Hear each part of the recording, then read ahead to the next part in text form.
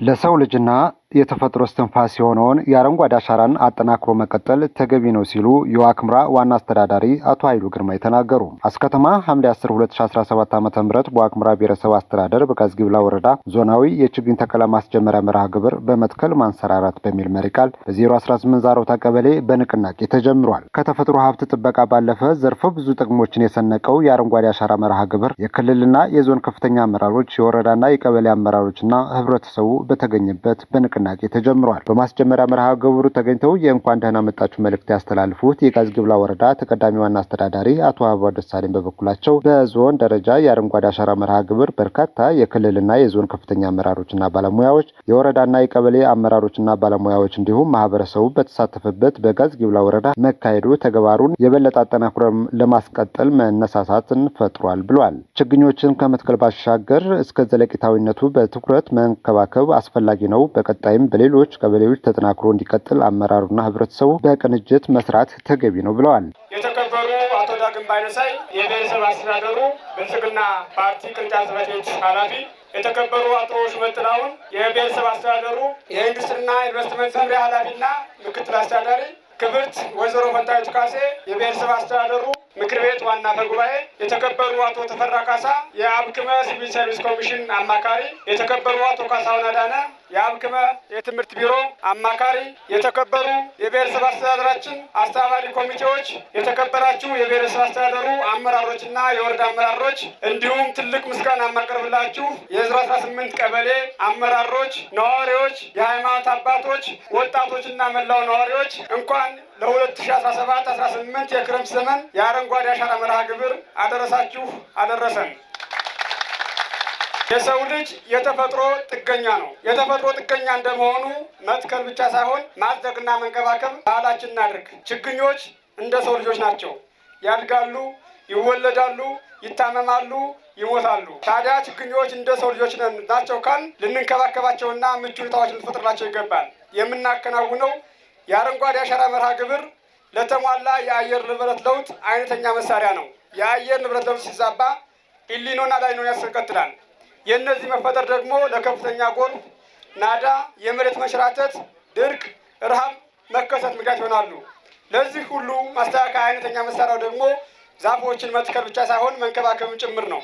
ሁላችንም ለአረንጓዴ አሻራ መርሃ ግብር የድርሻችን ልንወጣ ይገባናል እያልኩ በዚህም እንደ ወረዳ ከ870 ሺህ በላይ የደን ችግኞችን እና ከ25 ሺህ የቋሚ ተክል ችግኞችን በተለይም ደግሞ በወጣቶች የስራ ዕድል ፈጠራና በኒውትሪሽን ዘርፍ በ31 የተከላ ቦታ በ436 ሄክታር መሬት በ21 ቀበሌ ለመትከል ተዘጋጅተናል። በዚህም 17200 የሰው ኃይል ተክሎ ለማጽደቅ እቅድ ይዘን በዛሬው ዕለት ጀምረናል።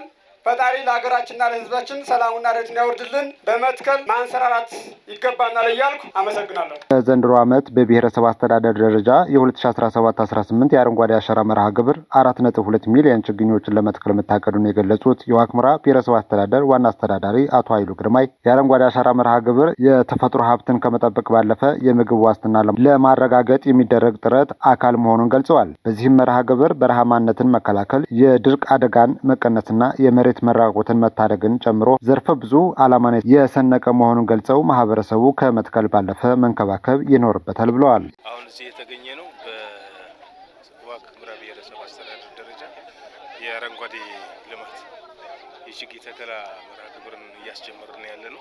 ብሔረሰብ አስተዳደሩ ላይ የዝናብ ስርጭቱ ዘግይቶ ከመግባቱ ጋር ተያይዞ ዛሬ ለመጀመር ችለናል ማለት ነው። እዚህ እንደ ብሔረሰብ አስተዳደር አጠቃላይ በዚህ ክረምት ከዚህ መርሃ ግብር ጋር ተያይዞ ወደ 4.2 ሚሊዮን አካባቢ የሚጠጋ ችግኝን እንተክላለን ተብሎ ነው የሚታሰበው። እንግዲህ ይሄ ላለፉት 3 ዓመታት አጠቃላይ በአገር አቀፍ ደረጃ ከወረደው የአረንጓዴ ልማት ኢኒሼቲቭ ጋር ተያይዞ ስራውን እየሰራ ነው የመጣንና ተግባራት ለየት ባለ መንገድ ልንሰራ የሚገባ ተግባር ነው።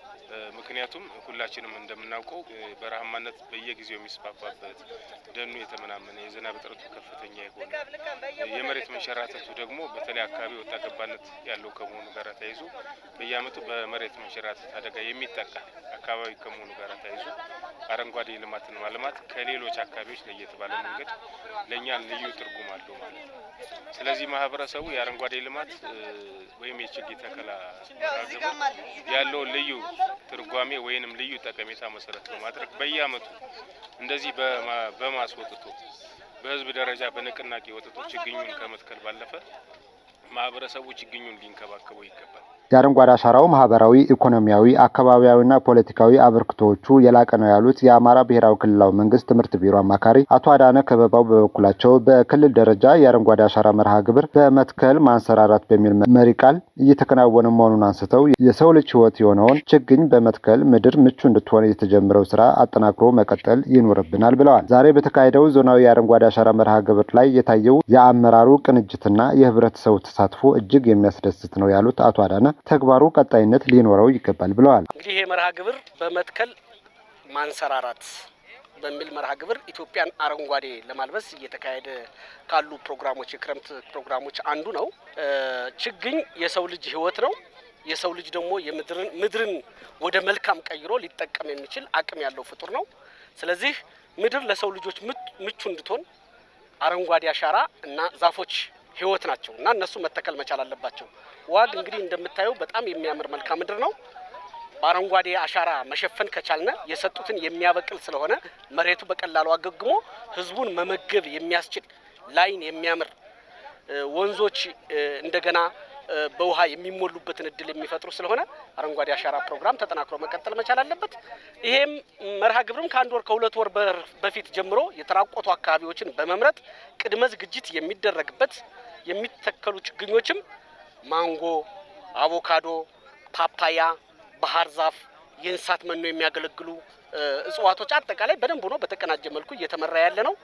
እንግዲህ ባየሁት ነገር እና በህዝቡ ተሳትፎ በአመራሩ ቅንጅት እጅግ በጣም ተደስቻለሁ። አመሰግናለሁ። አረንጓዴ አሻራ በችግኝ ጣቢያና በጥብቅ ስፍራዎች በአትክልትና ፍራፍሬ ዘርፍ የስራ ዕድል በመፍጠር ብዙዎቹን ተጠቃሚ እያደረገ እንደሆነ የገለጹት የጋዝግብላ ወረዳ ግብርና ጽሕፈት ቤት ዋና ኃላፊ አቶ ሀብቱ ሸቴ በበኩላቸው ዛሬ በዛሮታ በተካሄደው ዞናዊ የአረንጓዴ አሻራ መርሃ ግብር ወደ 17000 ችግኞችን በመትከል መጀመሩን ገልጸዋል። እንደ ወረዳ በ14 ችግኝ ጣቢያዎች 870,000 ችግኞችን በ436 ሄክታር ለመትከል ታቅዶ ወደ ተግባር መገባቱን የገለጹት አቶ ሀብቱ ከመትከል ባለፈ ማህበረሰቡ በኔ ባይነት ስሜት ችግኞችን ሊንከባከባቸውና ሊጠብቃቸው እንደሚገባ ገልጸዋል። ኢኮኖሚያዊ ጠቀሜታ ያላቸው ወደ 25,000 የአትክልትና ፍራፍሬ ችግኞችን ጭምር መዘጋጀታቸውን አክለዋል። ዛሬ እንደ ጋዝግብላ ወረዳ አልፎም እንደ ዞን ሐምሌ 10 የአረንጓዴ አሻራ ዞናዊ ፕሮግራም ነው እያካሄድን ያለ ነው። ምናልባት ይሄ ፕሮግራም ከወረዳም አልፎ በዞን ደረጃ እየተካሄደ ያለ ፕሮግራም ነው። የዞን ከፍተኛ ባለስልጣን አመራሮች፣ ከፍተኛ ባለሙያዎችና እንዲሁም የክልል ሰዎች በተገኙበት በ08 ዛሮታ ነው እያከበርን ያለው። ምናልባት አጠቃላይ ግን እንደ ወረዳችን በዚህ ዓመት የአረንጓዴ አሻራ እንግዲህ ወደ 14 የሚሆኑ ችግኝ ጣቢያዎች ወደ 870,000 የሚሆን የደን ችግኝ በማዘጋጀት በ436 ሄክታር ውስጥ ለመትከል ያው እቅድ ይዘን ዛሬ ጀምረናል። ከዚህ ጎን ለጎን ኢኮኖሚካዊ ጠቀሜታ ያላቸው የቋሚ አትክልትና ፍራፍሬ በተለይ ከወጣቶች የስራ ዕድል ፈጠራና ከስርዓተ ምግብ ጋር ተያይዞ ወደ 25,000 የሚሆኑ ችግኞችንም ለመትከል ዛሬ እንዳያችሁት የጀመረበት ሂደት አለ። እንግዲህ በጥቅል በዚህ ዓመት እስካሁን የነበርንበት ያየናቸው ችግሮች በመነሳት በመገምገም በመትከል ማንሰራራት በሚል የመሪ ቃል በመያዝ ወደ 17,000 የሚሆን ወረዳዊ የችግኝ ተከላ እንቅስቃሴ ወይ ደግሞ ንቅናቄ የጀመርንበት አጋጣሚ እንዳለ ነው። ብዙዎቹ አሁን ቅድም በ31 የተከላ ቦታ ላይ ወደ 870,000 የሚሆነው ችግኝ አብዛኛው በሚባል ደረጃ ለወጣቶች በውሎት መልክ እያከፋፈልን ከመትከል እስከ ማጣት እስከ መንከባከብ እስከ መጠበቅና መጨረሻ ላይ ኢኮኖሚካል ጥቅምን እያየ ነው። እዚህ በፊት ሰራናቸው 3-4 ዓመት ሰራናቸው በጣም በርካታ ወጣቶች ከአንዲት የስራ ዕድል ፈጠራ ላይ እስከ 300,000 እና 400,000 ብር እየሸጡ ያገኙበት እድል እንዳለ ለማረቅ ሞክራል። በማስጀመሪያ ፕሮግራሙ ተገኝተው ችግኞቹን እየተከሉ ያገኘናቸው ወይዘሮ አስናቁ አበሬ እየተስተዋለ ያለውን የደን መመናመንን ወደ ነበረበት እንዲመለስ በቁርጠኝነት መትከል ያስፈልጋል ብለው በቀጣይም ከመትከል አልፎ ችግኞችን መንከባከብ ከሁሉም ይጠበቃል ሲሉ መልእክታቸውን አስተላልፈዋል። ችግኝ መትከል መሬቶች እየተራቆቱ ስለሆነ ያሉት መሬታችን ለማዳን እጽዋቶች እንዲድኑልን እንዲያድጉ ሀገራችን ልማት እያለማን ያለ ነው። ይሄው ባህር ዛፍ የሚታይ ነው። በአባዬ እየተከልነ ነው ያለ ነው እየተገኘ ነው እና ስለዚህ ሀገራችን እያለማን ነው። መትከል በፊት የምናደርገው መጀመሪያ ቅድመ ዝግጅት እናደርጋለን። ቅድመ ዝግጅት የምናደርገው ጉድጓዶችን እንጨራለን። ከዛ በፊት ደግሞ አታክልቶቹን እንክብካቤ ለመትከል ለማዛመት አታክልቶቹን እንክብካቤ እንሰጣለን። ከተከልነ በኋላ ደግሞ ለማዛመት የህብረተሰባችን ጋራ አካባቢያችን እየተራቆተው መሬት እያለማን እንገኝ። እንክብካቤውንማ ከተከልነ በኋላ እናጠጣለን። ገንዘብ እንዳይበላ እንከባከባለን። ከዛ በኋላ ገንዘብ እንዳይበላ እናጥራለን፣ እናጠጣለን። ከተከልነ በኋላ ኩትኳታም አለ እንኮተኩታለን። ምን እንክብካቤ እንከባከባዋለን።